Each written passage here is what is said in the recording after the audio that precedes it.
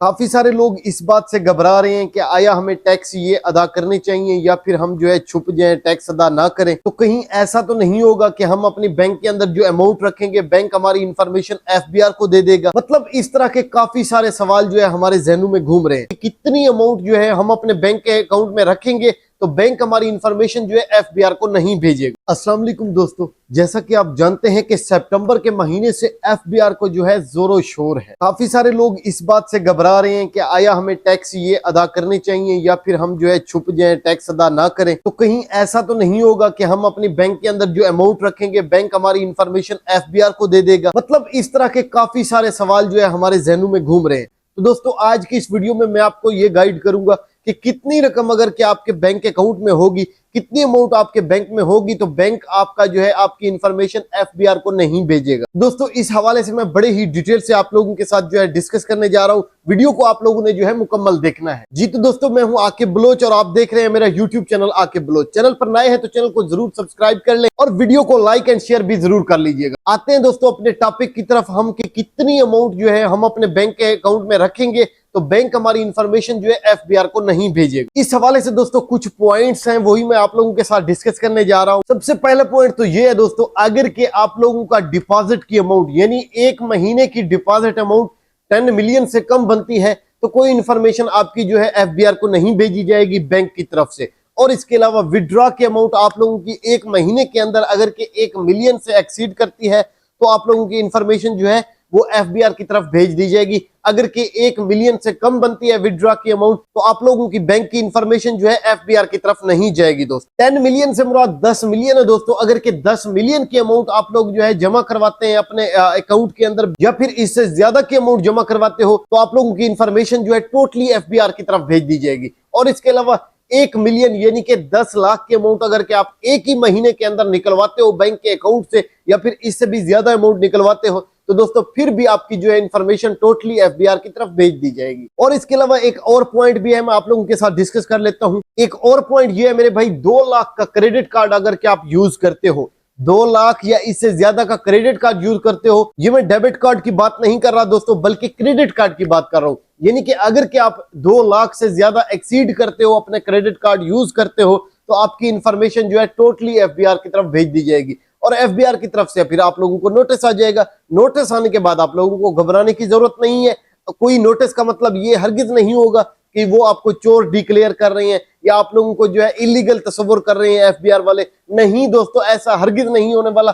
सिर्फ और सिर्फ वो आपको जो है नोटिस भेजने का मतलब ये है कि भाई आप रेस्पॉन्स करें, एफबीआर को आके जवाब दे, एफबीआर की तरफ आके अपनी जवाबदेही करें दोस्तों। यानी अपनी आपकी जो है वेरिफिकेशन करवाएं, क्लैरिफिकेशन करवाएं, अपने आप को क्लियर करवाएं, अपने सोर्स ऑफ इनकम एफबीआर में आके जमा करवाएं, बताएं कि भाई मैं किस तरीके से ये सारी अर्निंग कर रहा हूं, ये पैसा कमा रहा हूं। मतलब ये सारी टोटली आपको इंफॉर्मेशन जो है अगर कि आपको नोटिस आ जाता है तो ये एफबीआर को देनी होती है। उसके बाद जो है एफबीआर आप लोगों की वेरिफिकेशन करता है। अगर कि आप क्लियर हो जाते हो, आप ठीक तरीके से पैसे कमा रहे हो तो इसमें इट्स ओके, कोई प्रॉब्लम वाली बात नहीं है दोस्तों, आप लोग क्लियर हो जाते हो। अब ये तो हो गए वो पॉइंट्स यानी जो मैंने आप लोगों के साथ शेयर किए हैं कि अगर इन पॉइंट्स के नीचे आप लोगों की अमाउंट होगी तो एफबीआर की तरफ जो है इंफॉर्मेशन नहीं जाएगी बैंक की तरफ से। अगर कि इन पॉइंट से जो है एक्सीड करोगे, इन अमाउंट से एक्सीड करोगे आप लोग तो आपकी टोटली इंफॉर्मेशन जो है एफबीआर की तरफ चली जाएगी। इसमें फिर भी घबराने वाली कोई बात नहीं है। अगर कि आप ठीक है, अपना लीगल तरीके से पैसा कमा रहे हैं, आपके सोर्स ऑफ इनकम लीगल है तो इसमें कोई घबराने वाली बात नहीं है दोस्तों,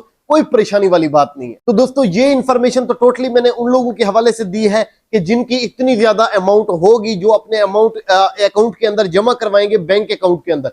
अब आते हैं उन कैटेगरी की तरफ जो लोग बेचारे जिनकी तनख्वाहें कम है, यानी कोई 20,000 कमाता है, कोई 25,000 कमाता है, 28,000 कमाता है, 30,000 यानी 50,000 से कम जिनकी भी अमाउंट है मंथली, यानी सालाना वो बनती है 6 लाख के करीब। अगर के सालाना इनकम आपकी 6 लाख से कम बनती है तो दोस्तों आपको घबराने की जरूरत नहीं है, आप पर कोई टैक्स नहीं लगता, आप लोगों को टैक्स जमा करवाने की कोई जरूरत नहीं है। अगर कि आपकी जो है इनकम यानी सालाना इनकम 6 लाख से अबव होती है, 6 लाख से ज्यादा की होती है तो फिर आप लोगों के जो है टैक्स बनते हैं। आप लोगों को जो है FBR के अपने जो है टैक्स जमा करवाने चाहिए मेरे भाई, आप लोगों पर जो है टैक्स लगते हैं। और टैक्स की लास्ट डेट आप लोगों को पता है, पहले 30 सितंबर थी, फिर एक्सटेंड होकर जो है 14 अक्टूबर हुई थी और फिर मजीद एक्सटेंड हुई थी। अभी जो है 31 अक्टूबर है दोस्तों। 31 अक्टूबर के बाद यानी 1 नवंबर से जो है ये ड्यू डेट तस्वर होगी। फिर अगर के आप लोग जमा भी करवाते हो अपने टैक्स तो आप लोग लेट फाइलर में तस्वर हो गए। लेट फाइलर के फिर जुर्माने वगैरह भी हो सकते हैं। तो कोशिश करें मेरे भाई, आप लोग अगर के टैक्स वाली कैटेगरी के अंदर आते हो, फाइलर वाली कैटेगरी के अंदर आते हो,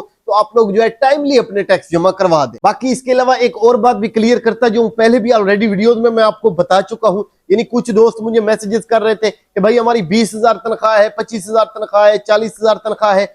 ये तो आप लोग बता रहे हो कि भाई हमें टैक्स देने की जरूरत नहीं है, लेकिन हमारा डाउट ये है, हमारा सवाल आप लोगों से ये है कि भाई जब हम टैक्स जमा नहीं करवाएंगे तो वो तो अकाउंट ब्लॉक हो रहे हैं बैंक के। अब हम अपना बैंक के अंदर अकाउंट कैसे चलवा सकते हैं? हमारा अकाउंट सपोज करें ब्लॉक हो जाता है, हम लोग टैक्स नहीं देते, या फिर हम अगर खुलवाने जाते हैं अपना अकाउंट, आगे से वो MTN नंबर मांगते हैं कि जाओ पहले फाइलर हो के आओ, तो हमारा क्या हाल होगा?